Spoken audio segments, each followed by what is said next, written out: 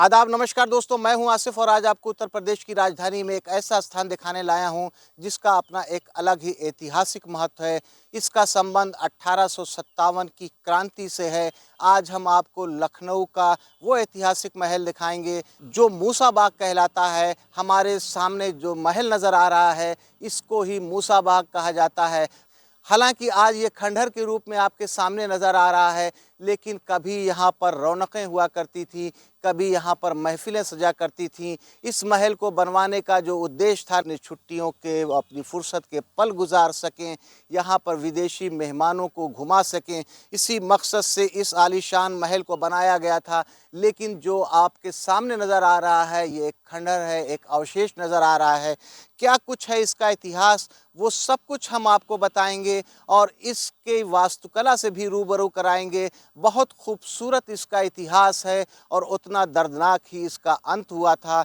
सामने महल का मुख्य द्वार नज़र आ रहा है, आप देखेंगे तो इसमें 3 मेहराब नज़र आ रही है। हालांकि वो टूटी हुई है, वहाँ तक पहुँचने के लिए एक प्लेटफार्म बनाया गया था, सीढ़ियाँ थीं जो कि पत्थर की बनी हुई हैं। हालांकि ये सब कुछ टूट गई हैं। इसके टूटने के पीछे भी बड़ा एक दिलचस्प और दर्द भरा इतिहास है, वो भी हम आपको अंदर चल के बताएंगे। लेकिन सबसे पहले हम आपको अगर इसके गेट की वास्तुकला, इसकी बनावट के बारे में बताएं तो देखें कि हाफ राउंड में आपको नज़र आ रहा है और उसके ऊपर देखें चूने का प्लास्टर किया गया है। सामने ही आपको नज़र आ रहा होगा कि लखौरी ईंटों की बनी हुई इमारत है।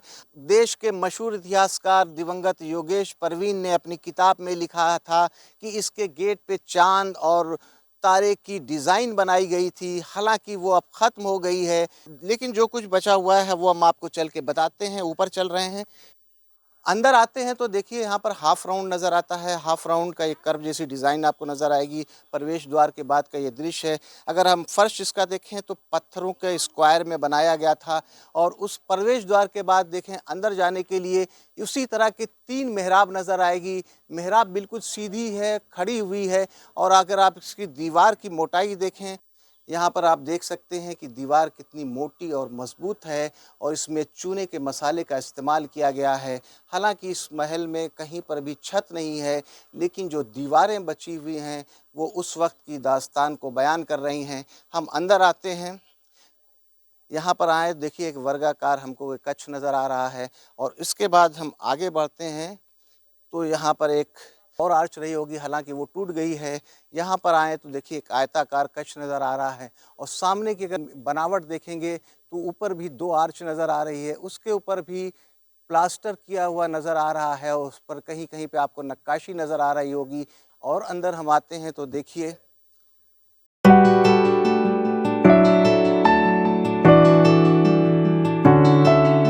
हमको गैलरी जैसा नज़र आ रहा है। सामने एक लंबा कॉरिडोर है। ऊपर की तरफ देखें तो एक हाफ राउंड की आर्च नज़र आएगी। के ऊपर जो पिलर्स हैं बहुत ही शानदार और गोल बनाए गए थे। वहाँ पर भी देखेंगे तो नक्काशी नज़र आ रही है, प्लास्टर कहीं-कहीं पर बचा हुआ है। उसी तरह का दृश्य अगर हम आपको दूसरी तरफ दिखाएँ तो यहाँ पर भी देखेंगे कि काफ़ी ऊँची-ऊँची आर्च आपको नज़र आएगी और उसके ऊपर जो छत है वो ख़त्म हो गई है। यहाँ पर भी एक देखेंगे तो आपको कॉरिडोर जैसा नज़र आएगा। क्या कुछ इसका उद्देश्य था बनवाने का, वो हम आपको बताते हैं। आगे चलें उससे पहले आपको इसका थोड़ा-सा इतिहास बता दें, जिससे कि आपको मूसा बाग महल को समझने और जानने में आसानी हो। इस महल का निर्माण नवाब सादत अली खां के कहने पर आज़मुद्दौला ने करवाया था। 1803 से 1804 के बीच में इसका निर्माण कराया गया था और इस शानदार महल के वास्तुकार थे क्लाउड मार्टिन, जिन्होंने लखनऊ में कई शानदार इमारतों का निर्माण कराया था। उन्होंने ही इसका डिज़ाइन तैयार कराया था। यही वजह है कि इस महल की जो डिज़ाइन है आपको इंडो फ्रेंच शैली की नज़र आएगी, क्योंकि क्लाउड मार्टिन मूल रूप से फ्रेंच थे। इसी वजह से लखनऊ में जितनी भी इमारतें बनवाई हैं उसमें फ्रेंच शैली का प्रभाव नज़र आएगा। सामने आप देखेंगे तो एक आयताकार आपको आंगन जैसा नज़र आएगा और उसके चारों तरफ आप देखेंगे तो मेहराब नज़र आ रही है। मेहराब के ऊपर आज भी प्लास्टर नज़र आ रहा है और उस पर जो जो डिज़ाइन है वो पूरी तरह से आप देखेंगे फ्रेंच शैली की नज़र आएगी। प्लास्टर को बहुत ही सलीके से तराश के ईंटों जैसी या आप कह सकते हैं पत्थर जैसी डिज़ाइन को बनाया गया है।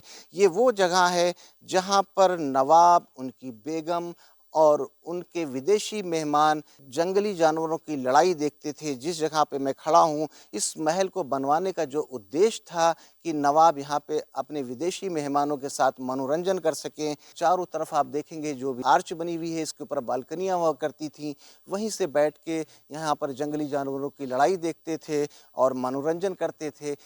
इस महल के चारों कोनों पे 4 बुर्जियाँ बनी हुई थीं, जो कि सामने आपको नज़र आ रही होगी। इसके माध्यम से बाहर का दृश्य देखा जाता था, क्योंकि मूसा बाग जहाँ पर ये महल बना है, ये पूरी तरह से अपने समय में जंगल हुआ करता था।